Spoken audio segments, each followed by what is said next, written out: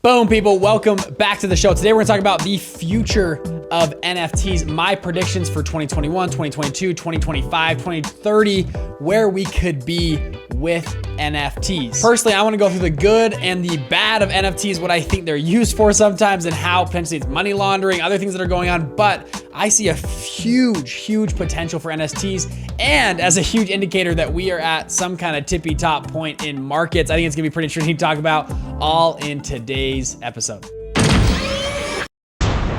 Now, if you've had your head above sand for past year, you've probably heard about NFTs. Usually they're strange pieces of art that are selling for millions or tens or even hundreds of millions of dollars. So what exactly are these pieces of art, and how does NFTs way bigger than just the art community? So NFT stands for non-fungible token. These are items that you cannot fudge with. Again, you can't funge with these things, okay? No funging around with your tokens, all right? So essentially though, an NFT literally is a piece of digital space. Essentially, like in the most basic terms, it's copyright material to whatever thing is. Now, there are moments in history that they've NFT'd. There's a LeBron James dunk, and they've essentially taken that copyrighted moment saying you can own and possess the copy, and that's an easy way for me to understand the copyrights to that moment in history. Other people have done the same thing with art. So they will imagine having the Mona Lisa and you owned the copyrights to the one and only Mona Lisa. However, it goes a step deeper because that copyright information is attached to a blockchain, a decentralized system that's validated by thousands and thousands of computers that all verify that you are the one and only owner of the NFT. So other people couldn't come along and say, no, I'm the actual owner of the Mona Lisa. You go, no, hey, here's my no funging around with my tokens. Here they are, okay? But there is a way bigger, broader future for NFTs than just art or just taking a moment of time and making it into an NFT and selling it for gazillions of dollars. And this is a strange world, which kind of brings us into Ready Player One, which is a very interesting and very futuristic movie where everyone is on VR essentially.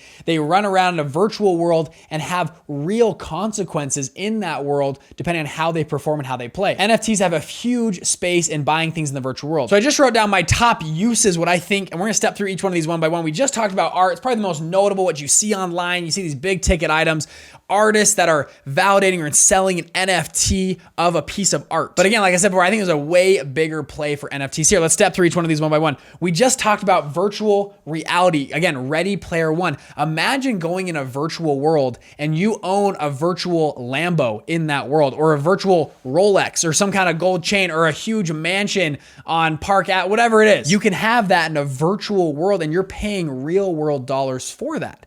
And it's on a digital real estate that is actually valuable, that you could sell that real estate digitally to someone else that wanted to purchase it from you. Now, I know that sounds wonky, but when you watch Ready Player One, it actually kind of brings it into reality of, man, imagine if everyone was playing this one game, virtual reality type of game that had true conquest and things to it. Well, things would be valuable in that game to give you a leg up, to give you some type of advantage in the game and some kind of status in the game as well. We have this currently with regular video games. You upgrade to a different sword or different helmet, different suit, whatever it is, and you can pay real world dollars for that because it gives you an advantage in the game. This is taken to a whole nother level where you're actually buying real estate and mansions and things that you can actually trade to others. Again, all backed by a blockchain. Now that's fun. You see the Paul brothers right now trying to launch a new game for virtual reality, but I think there's a way bigger play beyond just art and virtual reality. So let's step through to the next one, which is membership.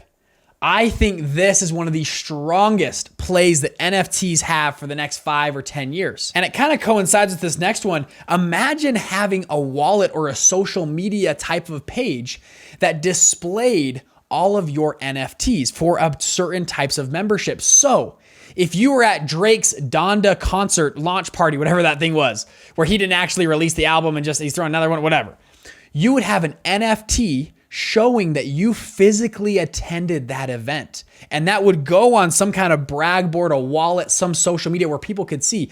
If you're at the Super Bowl last year, you would have an NFT of your ticket that's verified, and it's an NFT, so it's verified by a blockchain that you were actually at the Super Bowl. If you have a season pass to Snowbird Ski Resort, or if you have a country club membership, that would all be on an NFT for people to go and see and be, wow, like that guy's legit. You buy a Lambo, you don't just have a Lambo, you have an NFT of a Lambo that people can see and go on social media, go, wow, that guy's legit. Again, it plays into a brag board. If you were the first person to a founding member of a certain mastermind group, you could have an NFT of that mastermind group. If you set up a concert hall and you're the founding member, you have an NFT of that concert hall. Imagine it's like a LinkedIn profile, essentially, right? But instead of you just making stuff up and writing on your LinkedIn and your buddies are like, yeah, I validate that guy, it's actually legit validated by a blockchain, and it's given to you like almost like in a badge or an award thing. If you can imagine like a general with like a suit of like armor, right? And people on social media can see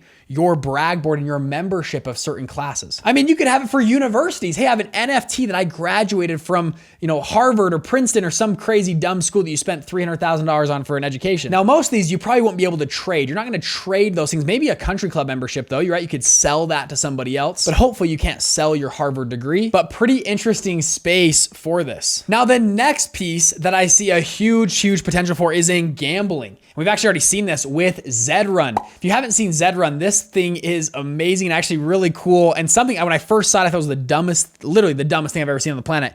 And after I realized what it was, I kind of started to believe in it. And I actually might go buy a horse here pretty soon. What Zedrun is they have created a whole online, essentially gambling platform around horse racing for digital horses. They created a certain number of breeds of horses, and you can breed a certain horse that you believe will perform the best in a race. And the race is all randomized, and how they run them, I don't exactly know. I'm hoping it's legal and it's actually fair, but it's all run on a blockchain. You actually can enter your horses into races where you are gambling. Essentially, you pay in, there's a pot, you can race. Other people can gamble on the horse race as well. And you can train your horse. There's a lot of things you can do to your horse to upgrade things. You can breed certain horses. You can sell horses. You can buy horses. There are horses right now selling for tens of thousands. I'm guessing, I don't even know the numbers. I'm sure there's a $1 million horse out there, all on Zedrun. And they're making people real dollars right now by going in the gambling space and running their horses against other horses. And gambling in general, not just Zedrun, but this creates a decentralized place for gambling, essentially allowing for gambling to happen on any sport, any place, on any planet, any state, any country. You could gamble on that thing. It opens it up to video games and other things like that. Again, back to virtual reality up here as well. Now up here, but this brings us to our next topic, which is tax havens and money laundering. Now, personally, I think there's more going on than just people wanting to acquire digital art.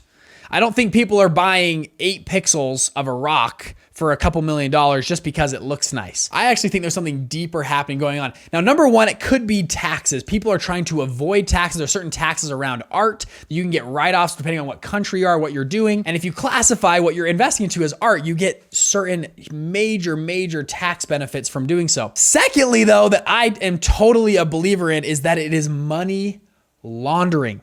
I think there's a lot of NFTs right now that are being sold because of money laundering. Now, what do I mean by that? Bridger, hey, we're selling drugs, okay, me and you. I'm gonna give you a shipment of $2 million of cocaine. Now, you could get me cash and bundle it together and give me $2 million of cash. Yes, that could work, but if you've watched any of the drug shows, you know they can track dollars, they can trace a lot of stuff. However, I could also at the same time list an NFT of a 8-pixel rock for $2 million.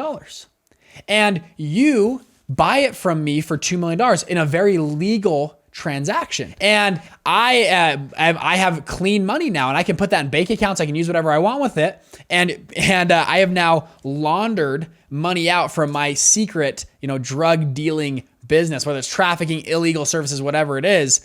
I think money laundering, that's one example. There's probably way more complex examples of money laundering than that. But it's a way for you to have clean money come from one source to another through a freaking JPEG of a rock, right? Now, I don't know. I'm not calling anybody out, but just some of these just seem so dumb. They have no value. I just don't know why anybody would be paying such a price for it. There must be a different reason, right? There must be a tax reason, or there must be a money laundering reason. I don't know. Let me know in the comments. Is it money laundering? Is it not? What do you guys vote? I actually really want to know. And additionally, if you like our content, please like and subscribe. It helps the YouTube algorithm apparently, and it push this video to other people and helps us create more content. Now, finally, what I want to say is I was sitting down with a fund manager a few weeks ago that manages multi-billion-dollar funds.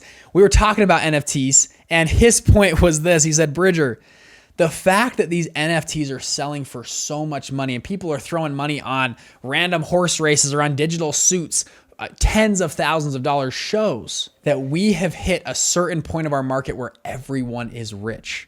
We have too much money, maybe not too much, but we have a lot of money in our markets. When people are buying Pokemon cards for tens of thousands of dollars, you know we've hit a top part of our economy, and he was very cautious moving forward that we have somehow peaked out, and this is the tippy top and one of the signs of the tippy top. Now, who knows? Maybe the Fed's gonna print money forever like they've shown over the last 18 months, or maybe this is a sign of something bad coming in the future. I don't know, but what I do know is that NFTs are freaking insane, and we live currently in a FOMO investing period. And if you believe this is going to take off like Bitcoin took off, or Ethereum, or any of these other coins, you want to get in early and acquire some of this digital real estate or digital land or whatever it is, art or virtual reality or membership or gambling or whatever it is, so that you can have the lion's share 5, 6, 7, 8, 10 years from now. Anywho, make your own investing decisions. Let me know what you guys think in the comments below. I'm personally a huge believer on this money laundering thing. That's got to be happening. I don't care who you are. That's got to be happening. But thank you guys so much. See you on the next episode. Bye. I'm gonna tell you that I'll miss